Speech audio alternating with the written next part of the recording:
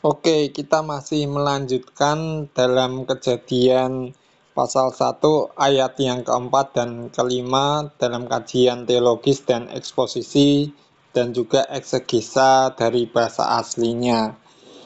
Oke, sekarang kita mulai dari disclaimer dulu bahwa konten ini bersifat edukasi, membuka wawasan kita semua dan juga tidak untuk mendiskreditkan atau menyerang pandangan-pandangan dari keyakinan lain, tetapi dari pandangan-pandangan dan keyakinan lain kita mendapatkan ilmu dan wawasan, dan konten ini bersifat terbuka untuk semua kalangan yang ingin belajar dan menambah wawasan.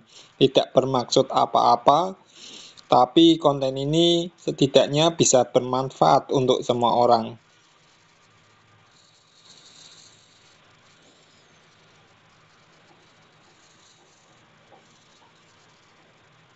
Mantap, pengantar yang bijak dan penuh hormat. Gini ya kira-kira, coba kamu dengar dulu. Disclaimer, konten ini disusun untuk tujuan edukatif dan membuka wawasan kita bersama, khususnya dalam memahami narasi penciptaan dari sudut pandang teologi Injili. Kami tidak bermaksud mendiskreditkan atau menyerang pandangan serti keyakinan Shin. Di box, nga, wasain something mehemis daxkan demikian. Kita bisa semenkes dalam ilmu. Materi ini terbuka untuk siapa saja yang ingin belajar dan memperluas wawasan dengan harapan bisa menjadi berkat bagi semua. Gimana? Mau kamu tambahkan nuansa atau penekanan tertentu lagi nggak sebelum kita masuk ke ayatnya? Sudah cukup.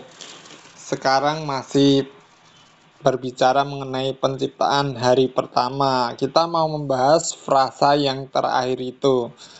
Itulah hari pertama. Jadi muncul pertanyaan, mengapa Allah menciptakan terang pada hari pertama? Itu yang jadi topik pembahasan gitu, berdasarkan Kejadian 1 pasal yang kelima bagian akhir itu loh.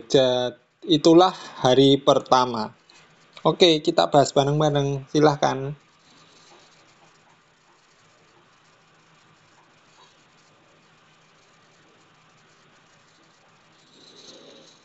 Oke, kita masuk ke bagian yang menarik ini. Frase itulah hari pertama dalam Kejadian 1 ayat 5. Dalam teks Ibrani, frase itu berbunyi Yom Eshad, yang secara harfiah berarti hari satu atau satu hari.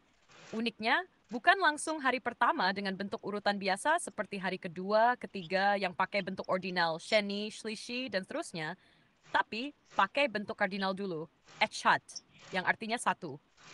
Nah, kenapa terang diciptakan pada hari pertama? Ada banyak sudut pandang teologis dan ekspositori. Tapi mari kita urai perlahan. Pertama, terang ini bukan sekadar fisik, karena matahari dan bintang baru diciptakan pada hari keempat. Jadi terang di hari pertama ini bisa dimaknai sebagai ekspresi dari hadirat dan keteraturan Allah, semacam manifestasi awal dari tatanan yang keluar dari kekacauan. Kedua, terang menjadi simbol pemisahan. Ini penting nasional kesis. Dan sedikrelop. Ada pemisahan, ada tatanan, dan itu menunjuk pada karakter Allah dan Allah kekacauan, tetapi Allah keteraturan. Terang di sini juga sering ditafsirkan secara simbolik sebagai kebaikan, wahyu, atau kehadiran Allah itu sendiri. Nah, ketika dikatakan itulah hari pertama, itu bukan sekadar catatan kronologis, tapi penekanan bahwa hari itu adalah permulaan waktu, permulaan sistem tatanan, dan permulaan pengungkapan karakter Allah dalam ciptaan. Hari pertama menandai bahwa waktu itu sendiri adalah bagian dari ciptaan, dan Allah adalah penguasa atas waktu. Kamu ada catatan tambahan, atau kita gali lebih dalam dari aspek bahasa atau latar budaya Ibrani? Kita gali lebih dalam lagi mengenai aspek bahasa dan terminologi, atau mungkin bisa eksegesisnya dari bahasa aslinya.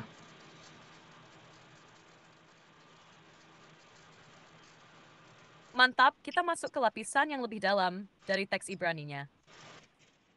Kita fokus pada Kejadian 1 ayat 5 bagian akhir. Veyihi agav, veyihi bokol yom ahad. Virhem pahad. Yang secara liter berarti, dan jadilah petang dan jadilah pagi hari satu. Mari kita uraikan satu persatu. Sake, veh. Bentuk ini berasal dari akar kata hayah yang berarti menjadi atau ada. Kata ini dalam bentuk wow consecutive imperfect yang menyatakan urutan waktu atau narasi dalam bahasa Ibrani Alkitab. Jadi ini semacam lalu terjadilah atau menjadilah. Eref berarti petang atau senja dan boker berarti pagi atau fajar. Urutannya, petang dulu baru pagi menunjukkan ritme waktu menurut pola Yahudi. Hari dimulai dari petang ke petang, bukan dari tengah malam. Ini penting untuk memahami pola hari dalam sistem kalender Ibrani. Lihat, Yom Echad. Nah, ini bagian krusial. Yom berarti hari, dan Echad berarti satu. Bukan Rishon, yang artinya pertama dalam urutan, tapi Echad. Yang secara teologis juga dipakai dalam Shema, Adonai Echad, Tuhan itu Esa. Pemilihan kata Akchachat bisa menyiratkan sesuatu yang lebih daripada sekadar urutan hari. Bisa dimaknai sebagai kesatuan, titik mula, atau fondasi segala sesuatu. Beberapa penafsir melihat Yom Echad sebagai penekanan bahwa inilah satu kesatuan hari, dimulainya waktu, permulaan ritme kosmik. Hari pertama bukan sekadar urutan awal, tapi hari yang satu dan unik, saat Allah menciptakan terang dan memisahkan terang dari gelap. Jadi dari aspek eksegesis, kita melihat bahwa frase ini bukan hanya kronologis, kosmologis, dan teologis. Penciptaan terang adalah awal dari pemisahan antara kekacauan dan tatanan. Yom Ahad menunjukkan bahwa waktu dan keteraturan adalah bagian dari desain ciptaan. Dan Allah adalah penguasa tunggal atas itu semua. Mau kita tarik lagi ke relevansinya dengan teologi penciptaan Injili, atau kamu ada arah khusus yang mau kita dalami lebih lanjut? Ya, mengenai pandangan tradisi Ibraninya itu bagaimana, atau tradisi Yahudi kuno memandang terminologi seperti itu?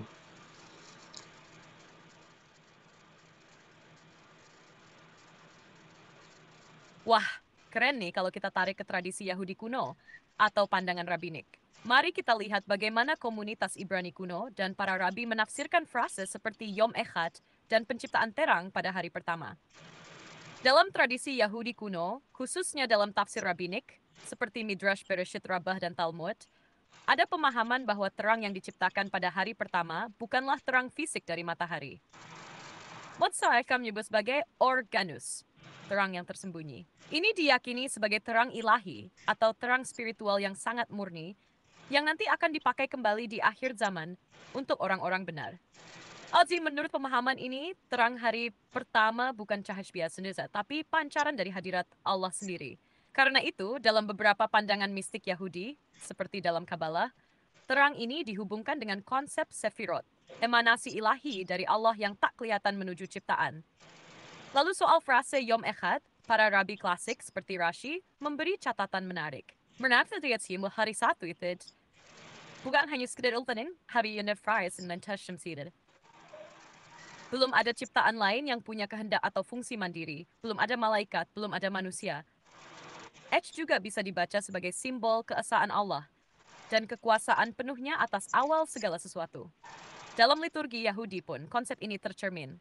Dalam pengucapan Shema, Shema Yisrael, Adonai Eloheinu, Adonai Echad, Tuhan itu satu yang mengulang dan menekankan kata Echad sebagai inti iman mereka. Maka, banyak rabi membaca kaitan teologis antara Yom Echad dan Adonai Echad, yaitu bahwa Tuhan yang Esa itu juga adalah Tuhan yang memulai hari pertama.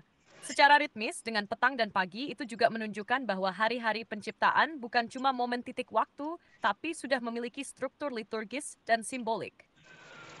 Makanya, hari Sabat kemudian menjadi puncak, karena pola hari-hari itu punya tujuan menuju perhentian.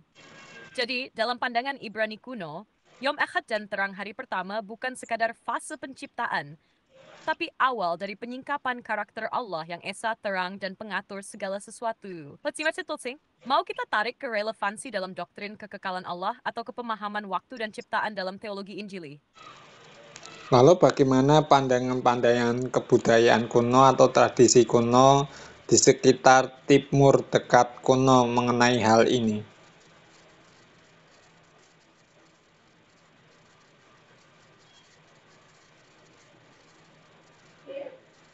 Pertanyaanmu keren banget, karena memang untuk memahami kejadian pasal 1, kita nggak bisa lepas dari konteks dunia kuno di sekitarnya. khususnya budaya timur dekat kuno seperti Mesopotamia, Mesir, dan Kanaan.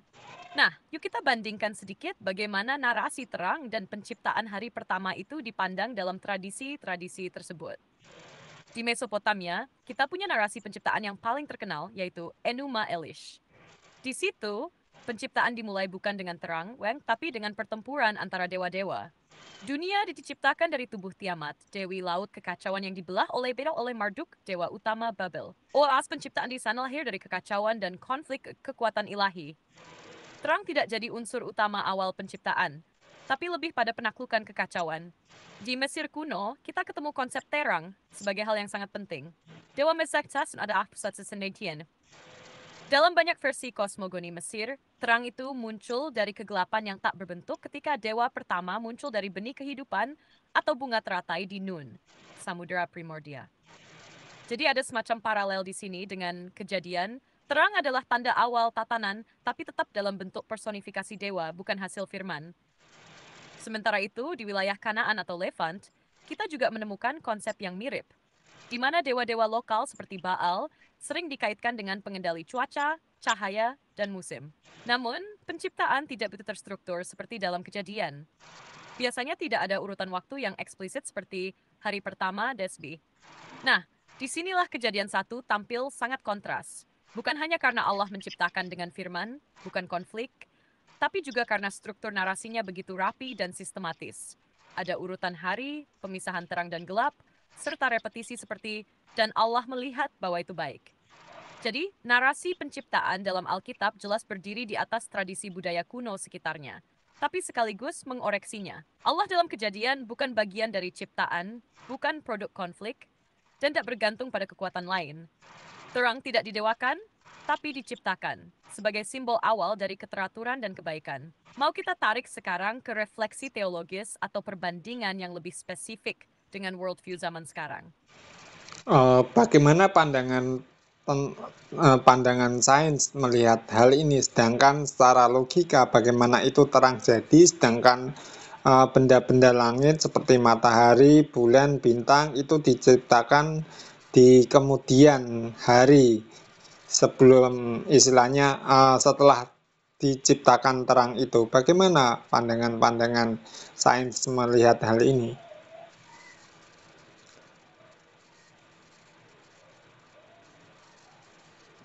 Pertanyaanmu ini keren dan dalam banget, karena disitulah sering muncul ketegangan antara narasi Alkitabiah dan pandangan ilmiah modern.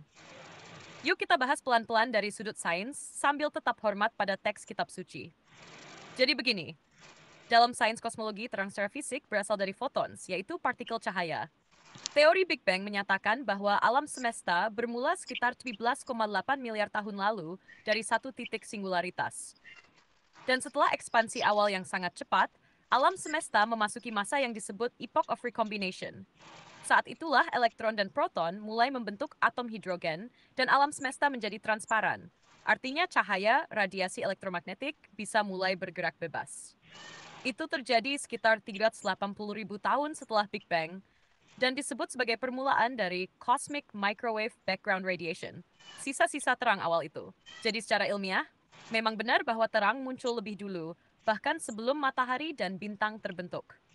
Bintang-bintang, termasuk matahari, baru terbentuk setelah galaksi mulai terkondensasi dari debu dan gas antar bintang jauh setelah terang pertama itu ada. Nah, menariknya, ini justru selaras secara prinsip dengan kejadian pasal 1. Terang muncul di awal, sedangkan benda-benda langit seperti matahari, bulan, dan bintang baru disebut diciptakan pada hari keempat. Jadi beberapa ilmuwan yang juga teolog atau pengkaji Alkitab melihat bahwa hari-hari penciptaan dalam kejadian itu tidak harus dimaknai secara harfiah 24 jam, tapi lebih sebagai urutan logis atau teologis. Dalam pendekatan ini, hari-hari itu menyampaikan pola keteraturan dan maksud Allah, bukan urutan waktu kronologis dalam pengertian modern. John Walton misalnya, dalam pandangan functional ontology, menyatakan bahwa penciptaan dalam kejadian bukan soal bagaimana sesuatu dibuat secara fisik, tapi bagaimana sesuatu diberi fungsi dan peran oleh Allah. Terang diberi fungsi untuk memisahkan waktu, bukan semata-mata benda bercahaya. Jadi, dari sisi sains, Terang secara fisik bisa muncul lebih dulu dari proses awal alam semesta. Benda langit muncul kemudian, sesuai dengan urutan pembentukan struktur kosmik. How about Vasanton? Asal kita membaca kejadian satu secara kaku seperti catatan ilmiah modern. Dari situ kita bisa belajar bahwa Alkitab dan sains bisa saling melengkapi, bukan saling meniadakan. Nerd, mau kamu lanjut ke pertanyaan tentang waktu 24 jam versus kerangka simbolik? Atau kita kaitkan dengan doktrin pewahyuan progresif? Lalu, jika dibandingkan dengan keyakinan atau kepercayaan modern pada saat ini itu bagaimana?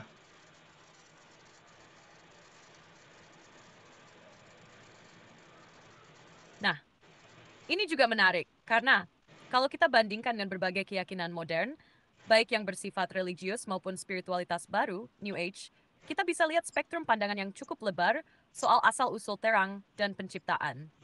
Pertama, dari agama-agama besar di zaman modern. Dalam Islam, narasi penciptaan memiliki beberapa kemiripan dengan kejadian, termasuk penciptaan langit dan bumi, serta penciptaan cahaya. Tapi seperti dalam Alkitab, tidak semua detail dijelaskan secara ilmiah. Terang dan langit juga muncul dalam urutan tertentu sebagai bagian dari kehendak Allah. Dalam Hindu, penciptaan terang lebih bersifat siklik dan metafisik. Alam semesta muncul dari Brahman, dan terang bisa dimaknai sebagai kesadaran atau chit. Beberapa ajaran Hindu melihat terang sebagai simbol kesadaran ilahi, bukan hanya cahaya fisik. Dalam Buddhisme, asal-usul terang lain lebih abstrak. Tidak ada pencipta sulsul seperti dalam tradisi Ibrahimik. Namun, terang sering dihubungkan dengan pencerahan batin atau kebijaksanaan, jadi sifatnya simbolik spiritual. Sekarang, dari sisi kepercayaan modern atau New Age, banyak yang melihat terang sebagai bentuk energi ilahi atau cahaya kesadaran.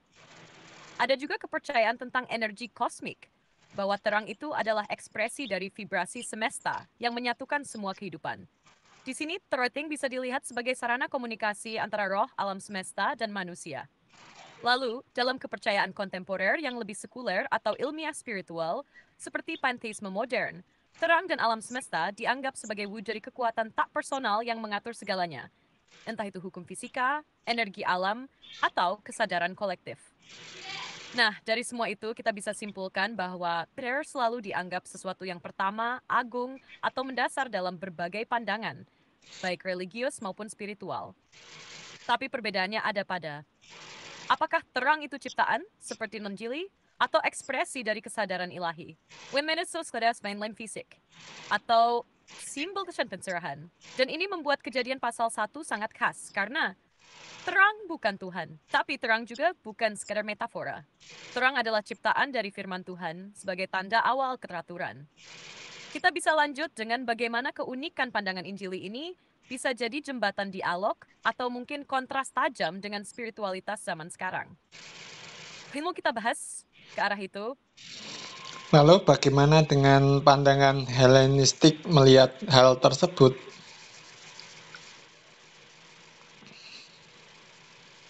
Wanakin dalam dan seru.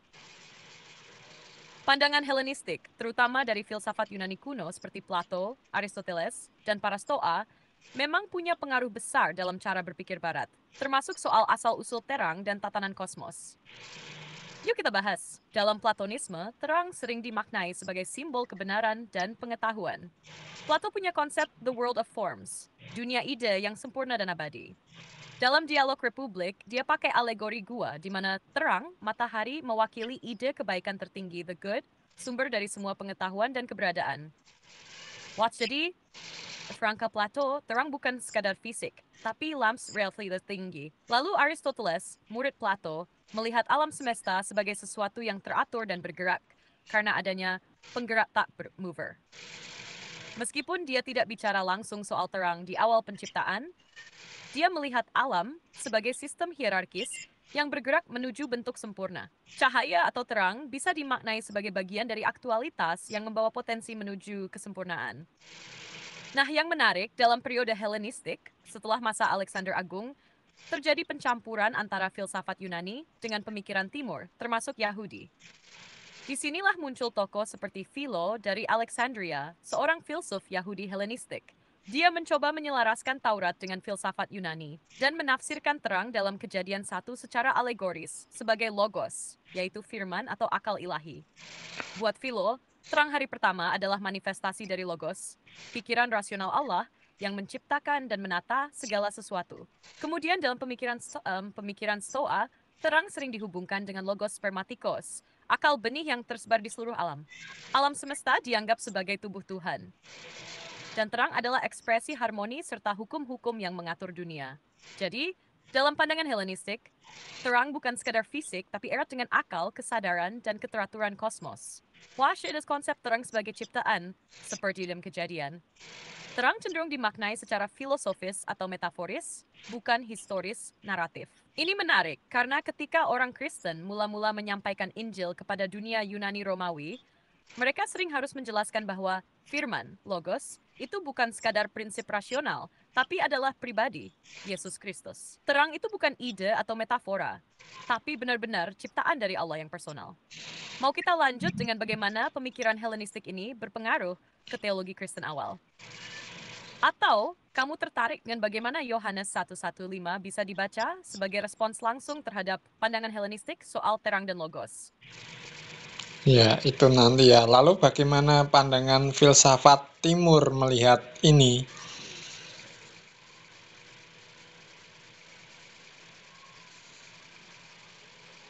Wah, ini makin luas dan dalam kita menjelajah ke filsafat Timur sekarang ya. Dan ini menarik banget karena filsafat-filsafat Timur punya pendekatan yang sangat berbeda dibandingkan dengan tradisi Ibrani atau Helenistik. Yuk kita lihat beberapa pandangan utama. Di filsafat Tiongkok, khususnya dalam Taoisme, terang yang dan gelap yin adalah dua aspek dari kesatuan kosmis. Prinsip yin yang bukan saling bertentangan secara mutlak, tapi saling melengkapi dan saling membutuhkan untuk keseimbangan alam semesta. Jadi, terang bukan baik dalam oposisi terhadap gelap yang jahat, seperti dalam kerangka teistik tertentu. Tapi dua unsur dari satu realitas besar, Dao. Dao sendiri adalah prinsip ilahi yang tak terucapkan, sumber dari segala sesuatu termasuk terang. Jadi dalam Taoisme, terang dan gelap tidak diciptakan, tapi adalah ekspresi dari Dao yang abadi. Tidak ada pencesa personal. Alam semesta muncul lewat harmoni dan keseimbangan, bukan perintah atau firman. Lalu di filsafat India seperti Vedanta atau Samkhya, kita juga menemukan konsep terang, tapi lebih sebagai kesadaran murni. Dalam Upanishad, terang sering dilambangkan sebagai Atman atau Brahman, yaitu inti kesadaran ilahi. Ada juga pandangan bahwa realitas sejati itu terang, sedangkan dunia materi adalah ilusi, maya. Dalam pandangan seperti ini, penciptaan bukan sesuatu yang terjadi dalam waktu, tapi kesadaran manusia yang terbangun dari kegelapan menuju pencerahan. Jadi, terus and ashi, it diwan atau rekatan pada dunia natari. Pencipta itu lebih kepada realisasi atau penyingkapan, bukan tindakan langsung dari pribadi Allah. Sementara itu, dalam filsafat Buddhis, terang sering diartikan sebagai pencerahan. Buddha tidak mengajarkan penciptaan dunia oleh sosok ilahi, tapi mengajarkan jalan keluar dari penderitaan melalui pencerahan batin.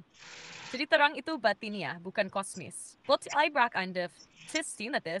Jadi secara umum dalam filsafat Timur, terang bukan diciptakan, tapi lebih ke realis batiniah atau keseimbangan kosmik. Tidak ada narasi waktu kronologis penciptaan. Tidak mengenal terang sebagai entitas yang berdiri sendiri, melainkan sebagai bagian dari jalan menuju pencerahan atau harmoni. Nah, ini bikin Kejadian pasal 1 terasa sangat berbeda dan khas. Terang adalah ciptaan dari Allah yang personal, bukan emanasi dari prinsip kosmis atau kesadaran batin. Allah memisahkan terang dari gelap sebagai tindakan aktif, bukan harmoni otomatis. Ada dimensi relasional, bukan sekadar kesadaran atau keseimbangan. Mau kita lanjut ke perbandingan teologis lebih mendalam? Atau kamu ingin kaitkan ini dengan misiologi atau pendekatan antar iman? Lalu bagaimana dengan pandangan filsafat Barat melihat konsep terang dalam Alkitab ini, penciptaan hari pertama maksudku?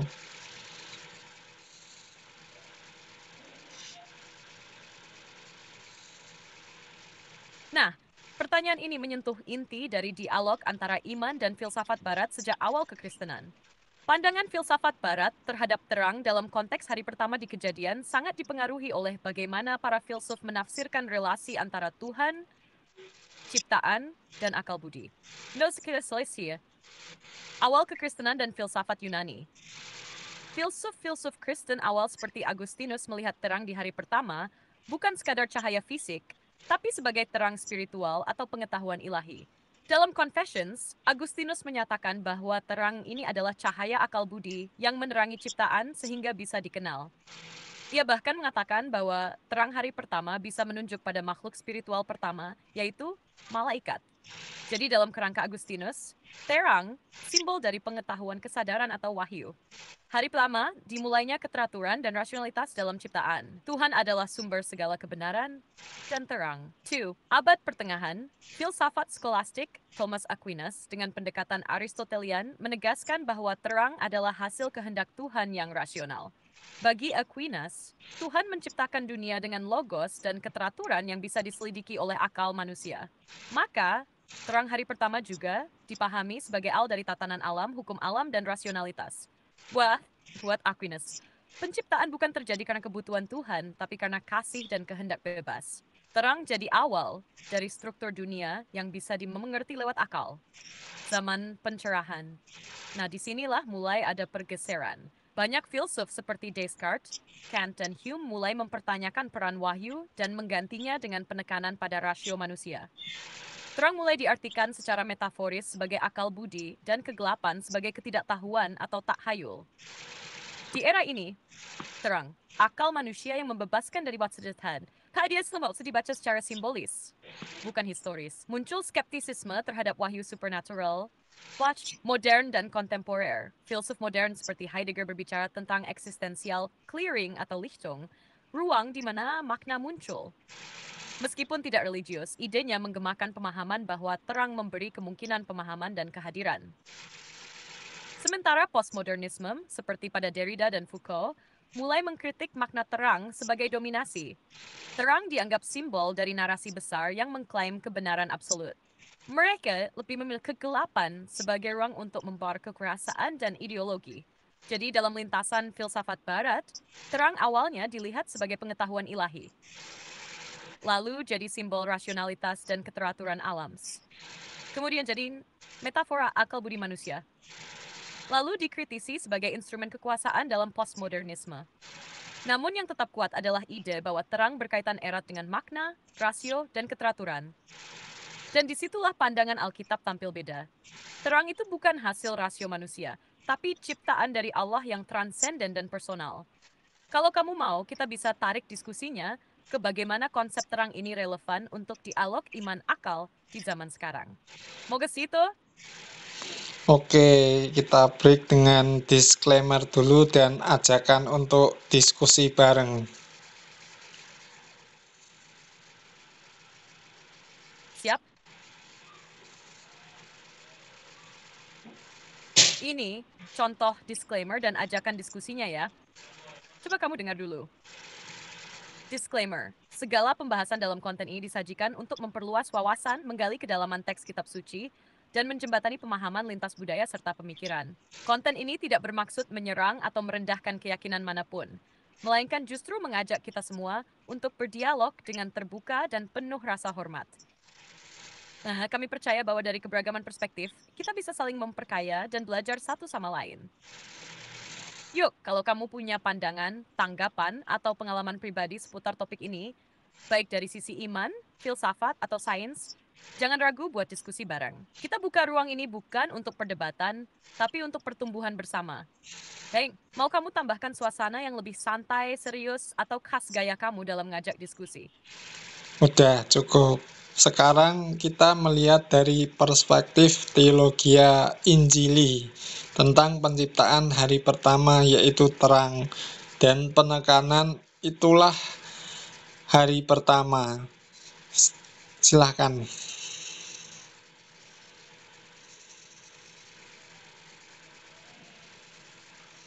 Baik, kita sekarang masuk ke inti dari perspektif teologi Injili tentang penciptaan hari pertama. Terang dan penekanan pada frase itulah hari pertama. Dalam teologi Injili, kunci utamanya adalah otoritas Alkitab sebagai firman Allah yang benar dan dapat dipercaya sepenuhnya, baik dalam makna rohani, moral, maupun peristiwa sejarah yang dinyatakan. Nah, Dari situ, mari lihat beberapa pokok utamanya. Pertama, terang yang diciptakan pada hari pertama dipahami sebagai tindakan kreatif Allah yang mengawali keteraturan dari kekacauan. Dalam Kejadian 1 ayat 2, bumi ditinggalkan jalan tohua until bentuk dan kosong.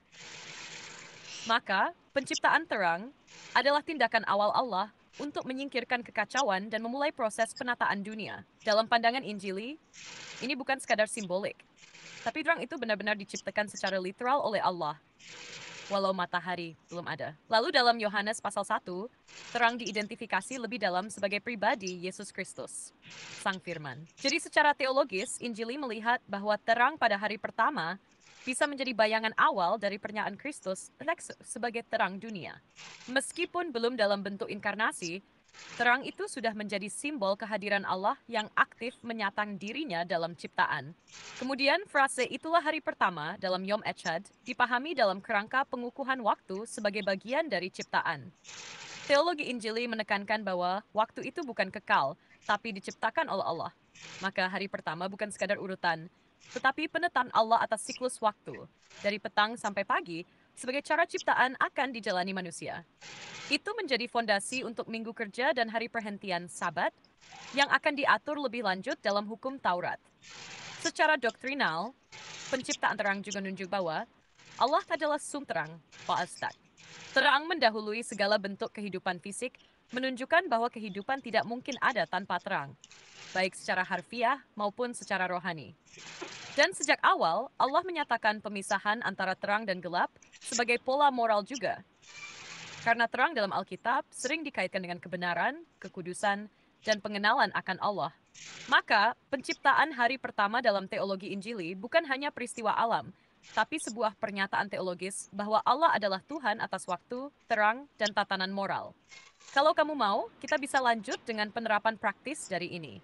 Misalnya bagaimana konsep terang ini mempengaruhi etika, kehidupan rohani, atau pola pelayanan. Lanjut ke situ dulu. Apakah substansi atau hakikat terang itu? Dalam konteks Kejadian 1 ayat 4 dan 5 ini.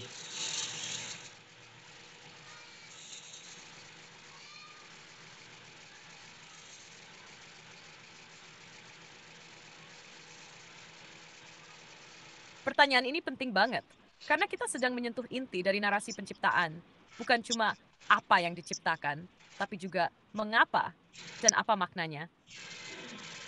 Dalam konteks Kejadian 1 ayat 4 dan 5, terang bukan hanya sekadar fenomena cahaya dalam pengertian fisik modern, tapi punya makna ontologis dan teologis yang mendalam. Substansi atau hakikat terang di sini dapat dilihat dari beberapa sisi. Nah, 1. Terang sebagai manifestasi keteraturan ilahi. Terang adalah ciptaan pertama yang Allah nyatakan dengan firman, "Jadilah terang." Ini berarti bahwa terang adalah wujud pertama dari keteraturan yang muncul dari kekacauan. Jadi terang adalah tanda bahwa ciptaan Allah masuk dalam struktur, ritme, dan maksud ilahi. 4. Terang sebagai simbol pemisahan dan penilaian moral. Ketika Allah melihat terang itu dan memisahkan terang dari gelap, itu bukan sekadar aksi fisik, tapi aksi nilai. Allah bukan hanya menciptakan sesuatu, tetapi menilai dan menyatakan lebih baik. Maka, terang di sini adalah bagian dari pola pembedaan moral dan spiritual yang nanti akan terus muncul di seluruh Alkitab. Terang versus gelap, baik versus jahat, pengenalan Allah versus kebutaan rohani. Terang sebagai representasi dari hadirat dan aktivitas Allah. Karena matahari dan benda langit belum diciptakan, maka terang hari pertama bisa dimengerti sebagai terang yang datang langsung dari Allah. Bukan sumber bercahaya fisik, tapi manifestasi dari pribadi dan kuasanya yang menciptakan dan menopang segala sesuatu. Dalam kerangka teologi Injili, hal ini diperkaya oleh Yohanes 1. Terang itu bersinar di dalam kegelapan, menunjuk pada firman yang menjadi manusia, Yesus sebagai terang sejati. Jadi hakikat terang dalam Kejadian 1 bukan sekadar foton, tapi ekspresi kuasa kreatif Allah, simbol kebaikan dan keteraturan, dan manifestasi dari kehadirannya yang aktif dalam ciptaan. Itulah sebabnya terang didahulukan bahkan sebelum ada langit, daratan, atau kehidupan. Hopinnya dari dasar besi struktur yang akan Allah pilih demi hari. Mau kita dalami lagi, misalnya dari sisi hubungan terang ini dengan kristologi atau pneumatologi dalam teologi Injili. Lalu perbandingannya dengan Injil Yohanes pasalnya yang pertama itu gimana?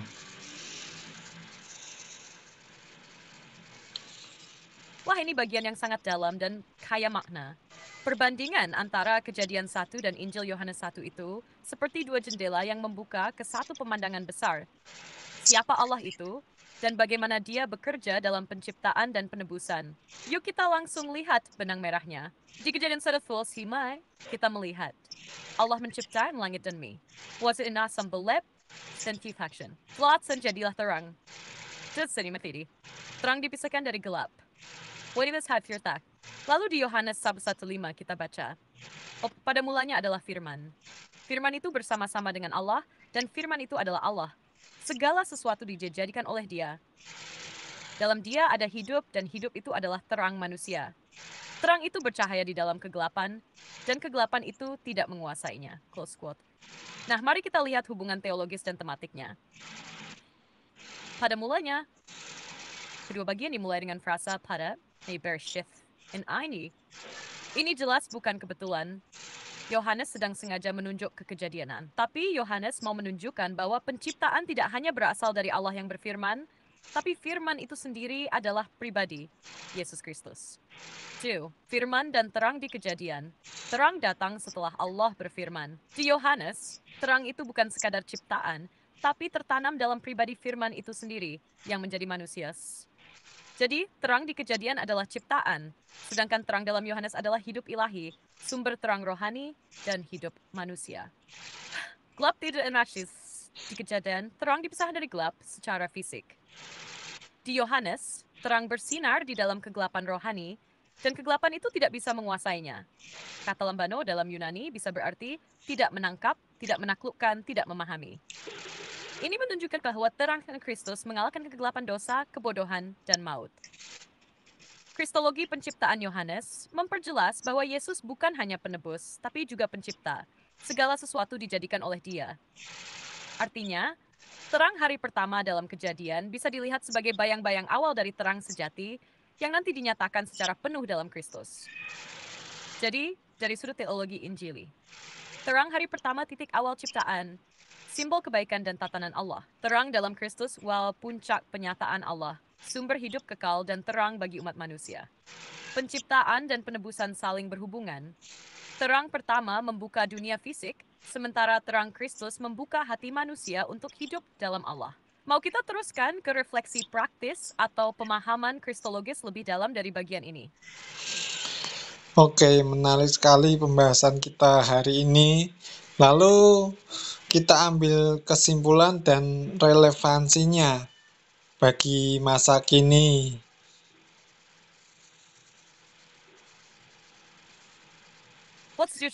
Ini pembahasan yang luar biasa kaya dalam. Yuk kita simpulkan dan tarik relevansinya buat hidup kita hari ini. Kesimpulan, penciptaan terang pada hari pertama, Kejadian 1:35 bukan sekadar soal munculnya cahaya fisik, tapi adalah tindakan ilahi yang menandai dimulainya keteraturan, kehidupan, dan maksud Allah dalam dunia ini. Terang adalah simbol bahwa Allah hadir, menciptakan, dan memisahkan yang benar dari yang tidak benar. Frasa tadi bertahan menandai awal waktu dan sefiatas dalam Olive. Kemudian ketika kita melihat paralelnya dalam Yohanes 1, kita menyadari bahwa terang itu bukan hanya ciptaan, tetapi memuncak dalam diri Kristus. Terang sejati yang membawa hidup dan menyinari hati manusia yang gelap oleh dosa. Jadi terang dalam kejadian dan terang dalam Yohanes itu saling melengkapi. Satu menunjuk pada penciptaan dunia, yang lain pada penciptaan baru dalam Kristus. Relevansi bagi masa kini. Pertama, di dunia yang makin gelap secara moral, rohani, dan sosial, narasi ini mengingatkan bahwa Allah selalu memulai karyanya dari kegelapan. What lasts the chests? Dia membawa terang, baik secara fisik, intelektual, maupun rohani. Kedua, kita diajak untuk hidup sebagai anak terang. Artinya, hidup dengan nilai yang benar, terbuka, jujur, dan mencerminkan karakter Kristus. Dunia butuh terang yang tidak hanya dikhotbahkan, tapi dihidupi. Ketiga, di tengah keragaman pandangan sains, filsafat, dan agama, kita diajak untuk tetap berakar pada firman, tapi juga terbuka berdialog dengan dunia. Terang Allah tidak hanya menyinari gereja, tapi juga menembus semua ruang hidup manusia. Dan terakhir, Dari terang hari pertama sampai terang Kristus, kita diingatkan bahwa Allah adalah pribadi yang konsisten bekerja. Dari awal sampai akhir, dari ciptaan sampai penebusan. Kita hidup dalam terangnya, dan juga dipanggil menjadi terang itu bagi dunia. Kalau kamu setuju, kita bisa tutup bagian ini dengan doa atau refleksi singkat. What's the time? Ya, dengan refleksi singkat aja dan juga ajakan untuk subscribe, like, komen di channel ini ya. Biasalah kata-kata penutup buat channel ini untuk diskusi bersama itu.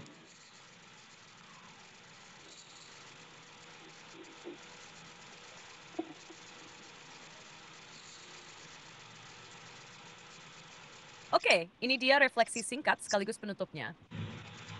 Di tengah dunia yang sering terasa gelap, baik secara moral, spiritual, atau bahkan secara pribadi, kisah penciptaan terang pada hari pertama mengingatkan kita bahwa Allah adalah pribadi yang selalu memulai karyanya dari dalam kekacauan. Dia bersabda, dan terang itu jadi. Terang yang sesuatu is kecahayaan, tatap jatsinti, wa harapanlah kendener na kekian bekejip. Terang itu kini nyata dalam Kristus, dan kita dipanggil untuk hidup dalam terang itu. Kalau kamu merasa diberkati dan tertarik untuk terus menggali lebih dalam bersama, jangan lupa untuk like, komen, dan subscribe channel ini. Ajak juga teman-temanmu untuk diskusi bareng. Karena kita percaya bahwa pemahaman firman Tuhan akan semakin kaya kalau kita gali bersama-sama. Sampai ketemu di pembahasan berikutnya, dan ingat, biarlah terangnya tetap menyinari hidup kita setiap hari. Terus